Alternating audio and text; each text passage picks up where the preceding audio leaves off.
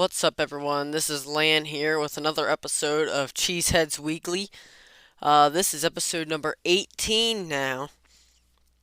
I'd just like to put a little bit of something out there. I have, um, hopefully, um, I'm going to have an important announcement to make at episode 20. Episode 20. Be ready for that. I'm really excited um, for a big move in growing the show. But for today's episode, we're going to be doing. I'm going to review the head coaching hirings and the offensive and defensive coordinator hirings over the NFL. Kind of give my takes on at least some of them, and we'll see where we go from there. So before we get into that, though, I'd just like to say thanks for the support. We only got one other vote on the poll other than me. I'd like to see a little bit more of that, but got about the same number of listens, if not more, and yeah, still got that core group of folks out there listening, and that's fantastic. Keep it up. So you can send in a voice message by clicking on the link in the description of every episode, and we have new episodes coming out every Tuesday. There's Q&A and polls on Spotify. Check those out and participate in those. That'd be a lot of fun for extra discussion for me. The show is available on Stitcher, Pandora, Spotify, Google Podcasts, and iHeartRadio. We also post new episodes every Tuesday. It'd be great if you could rate the show and tell your friends about the show. Those two things really help get the word out to others, so others can see the show and at least on Spotify, rate the show. I'm not sure you can any of those other platforms or not, but obviously follow the show and hit the bell on Spotify at least to be notified when a new episode comes out every single week, every Tuesday. So, let's jump into it. Before we get into the coaching hirings, I'd like to address some Packers rumors because obviously this isn't a ton of Packers stuff. In fact, none of it's Packers stuff because the Packers did not make the one move they should have made at offensive or defensive coordinator or head coach, and that is fire Joe Barry and hire someone else. But, so this is not really as much of a Packers episode, but I think it's kind of interesting to go over some of the coaching hirings that I think were really good for other teams. And but like I said, before we get into that, I'd like to address a little bit of Packer stuff here. Davante Adams got on the I Am Athlete podcast with Brandon Marshall. Rogers has been on that podcast before. They talked for a long time and about him leaving the Packers, and also um, we've been seeing some things from him saying that, he's not exactly quite as happy maybe with the Raiders. They don't quite see eye to eye, him in the front office, he said, and, the main reason he went there in the first place is because of Derek Carr. Derek Carr is no longer there. Um, so it's definitely um, interesting stuff. So, um, yeah, he's not happy, so that gets some rumors circulating.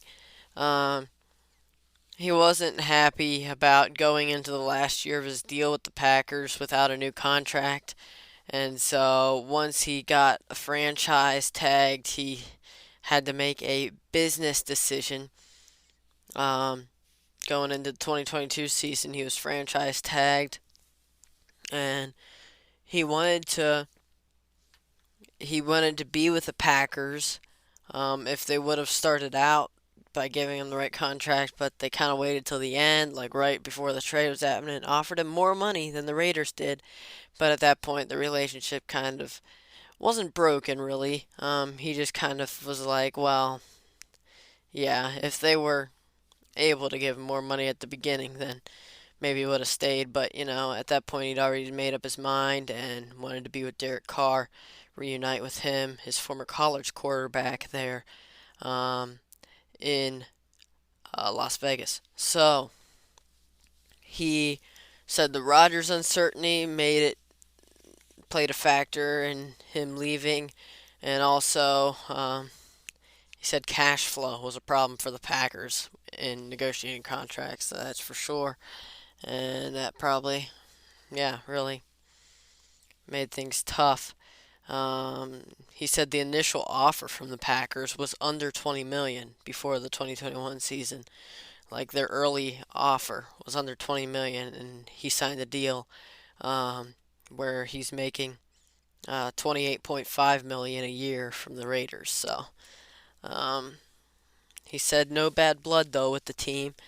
He still follows the Packers on Instagram, still communicates with guys like Brian Gutekunst, Matt LaFleur, and Mark Murphy. He said he texted or talked to them recently, and feels like he still has good relationships there. He said he's still close friends with Aaron Rodgers, and he said that yes, he was trying to recruit Rodgers to the Raiders before he got traded to the Jets, but he doesn't feel disrespected by Rodgers picking the Jets over the Raiders. And I think um, just some thoughts on Davante Adams here, real quick. I think he's definitely a professional. Um, I feel like he's not um, really self-centered, at least not nearly as much as some other players can be. Seems like, I mean, obviously he wanted money, but I like that. He picked the Raiders for a reason. It wasn't just because they offered him more money, and in the end, Packers offered him more money then, and he still wanted to go to the Raiders, and he still has good relationships. You got to be able to do that, keep up your good relationships, and so I definitely like the way he approaches things, and he's still somewhat optimistic. Like he says he likes Jimmy G, and he thinks they can compete if they do. Um, the right things, but he doesn't quite agree with the front office in Las Vegas. And but he's still willing. He's not like immediately asking for a trade so he can go play for a contender. He went to the Raiders and he's gonna stick with it. He's gonna see it out. But now they're talking. Raiders almost going into rebuild since they got rid of Derek Carr. Obviously they got Jimmy G, who knows how to play in the playoffs, especially, but has struggled with injury and other things. But yeah, it seems like they could be in a little bit of a rebuild, and that's stoked a little bit of rumors now since Adams isn't exactly happy there. Some trade rumors, and I have some sites, especially Packers sites, are like saying, "Oh, Packers, should trade for him," and rumoring that, "Oh, Packers, this looks like a prime opportunity for the Packers to trade for him, bring him back to Green Bay, and let Jordan Love cook with him. I let them go at it." Um, Obviously, these people are somewhat ignorant, and these rumors are absolutely silly, and I will tell you why. For one thing, Raiders aren't likely to trade Adams by any means. Now, if they did do it, they'd do it after June 1, and possibly that could happen because his dead cap hit lowers a lot to like a little under 8 million or so. Um, they've already paid him a good bit of his salary, but including like his 20 million roster bonus.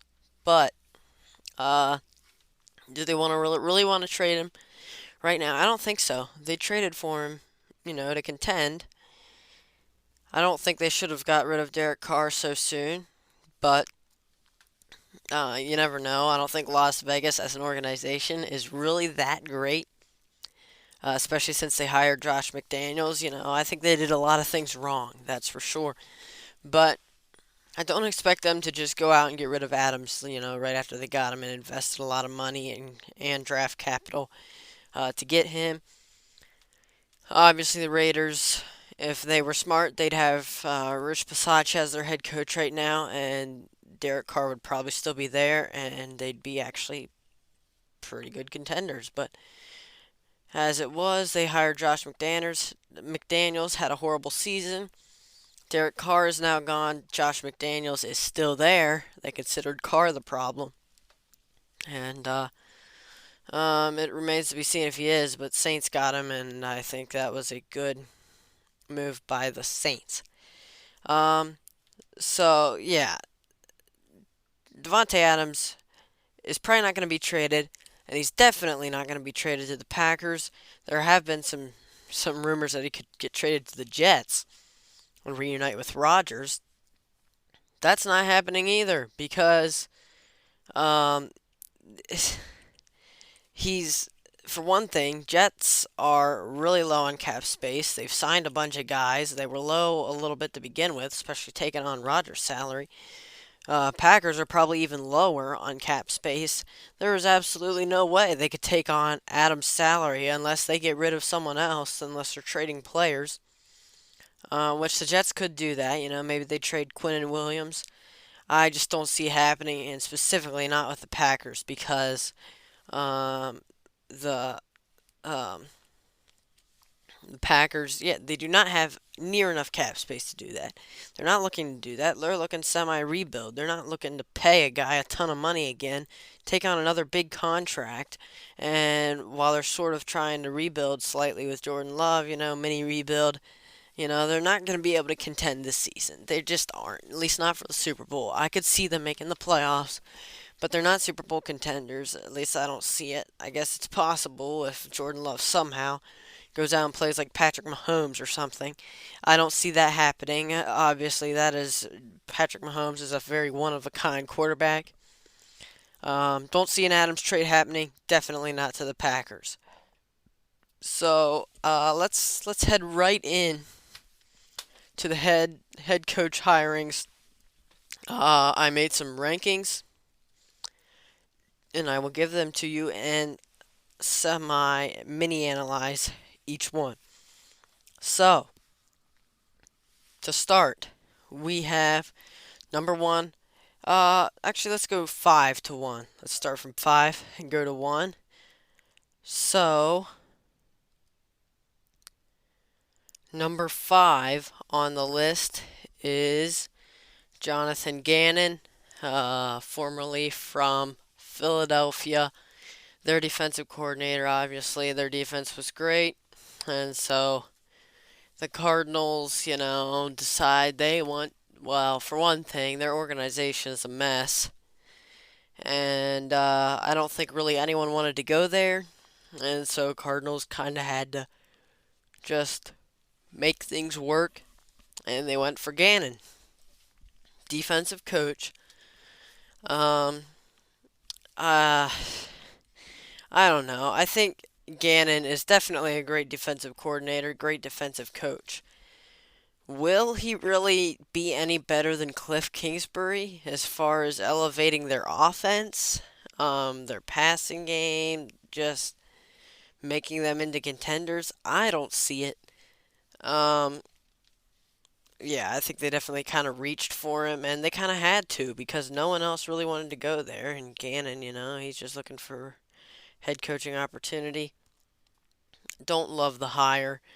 Gannon is not a bad coach, but I don't think he's a great fit for Arizona, and they probably should not have went out of their way to go for Gannon when there are some other options out there that could have been better fits for them. Number 4 on the list is Shane Steichen, also from Philadelphia, their offensive coordinator this past season. He goes to Indianapolis to be the new head coach of the Colts. Frank Reich was the coach there, and he was fired. We will get to him a little later. Shouldn't have been fired, but he was, and I guess it just presented an opportunity for Colts to look somewhere else. Change of scenery for Reich and, the Colts at head coach. As they're looking to develop a quarterback and rebuild, after trying to contend with some veterans that were washed. Um, but I think it's an okay hiring. I'm not opposed to it, with the way the Eagles' offense was last year. But we'll see what he can do developing. What's his face? Anthony Richardson. who they just drafted. Um, Also, I would just like to say right here, I said I was going to do coordinator rankings. I will just read those off. I'm probably not going to do analysts. I'm not going to analyze those as much. Um, but I will read off all of the hirings, and so that you can just know what's been happening, and yeah. So we'll not analyze those just for sake of time, but then you can and you kind of like I did rank them, so you'll kind of have some for rankings a little bit of slight analyst on my part.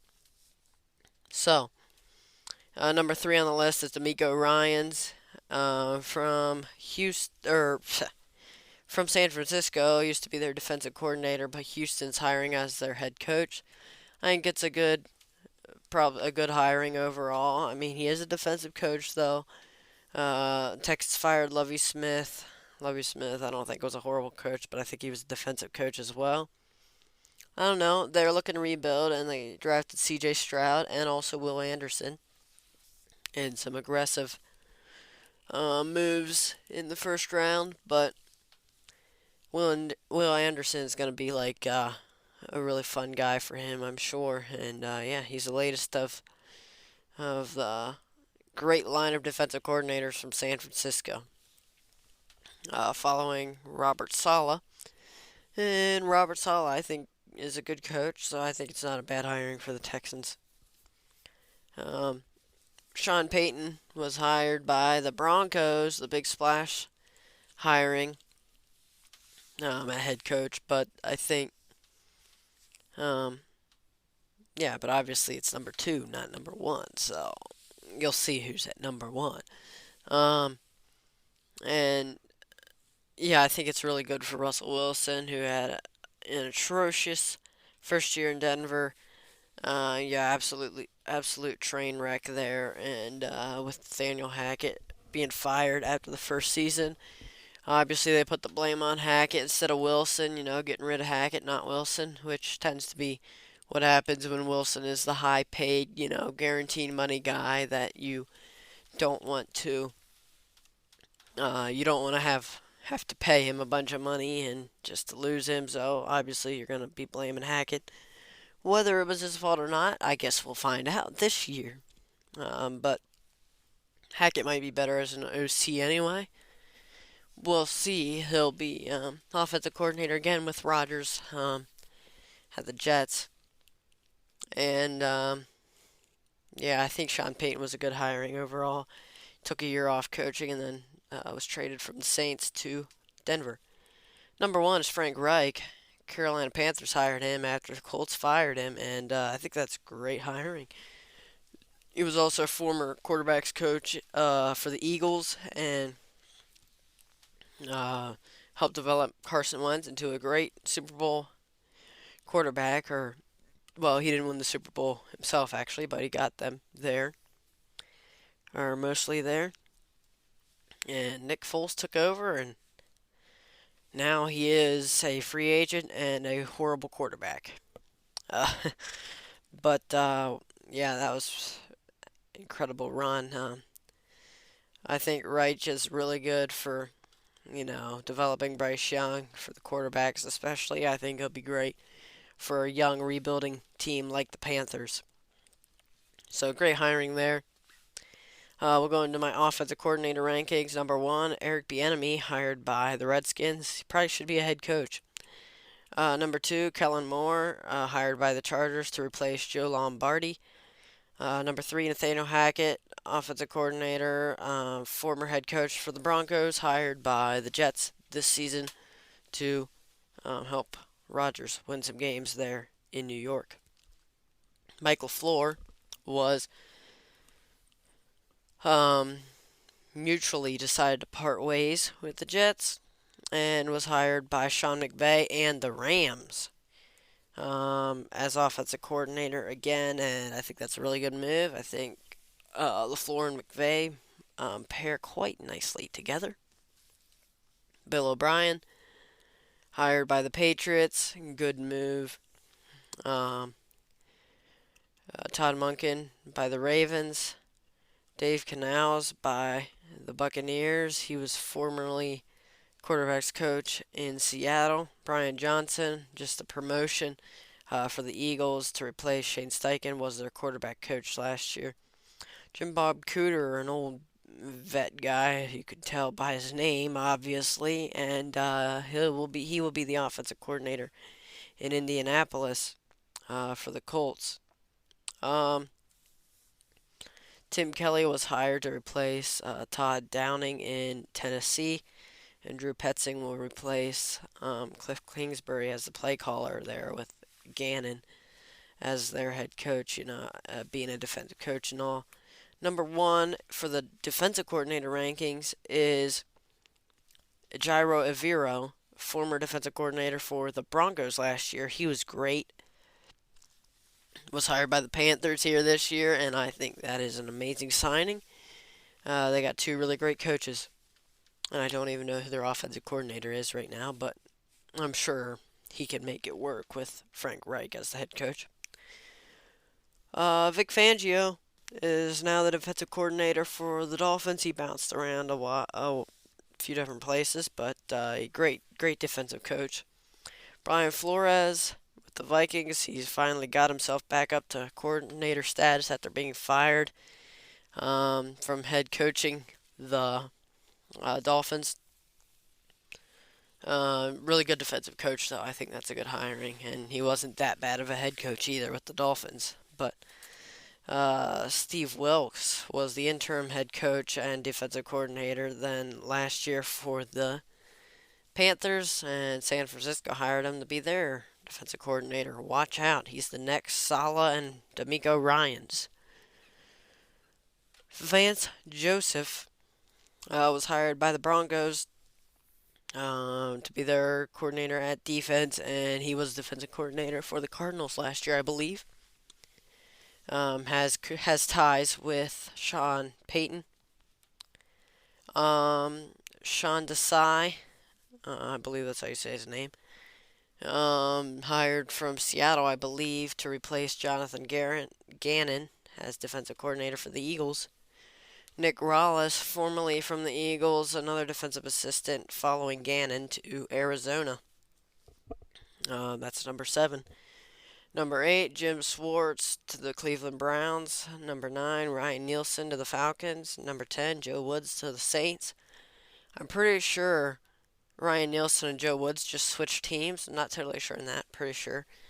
And other than that, I know about nothing about those last 3 coaches. So that will conclude our episode here of the coaches and coordinators and everything. Hopefully it wasn't too boring for you. But hopefully we'll get into more Packer stuff next week as I have more time to think of something. So yeah, we'll see what happens. But that is all for today. So be sure to comment or participate in the Q&As and polls on Spotify. Send in a voice message. Would really like to see one of those.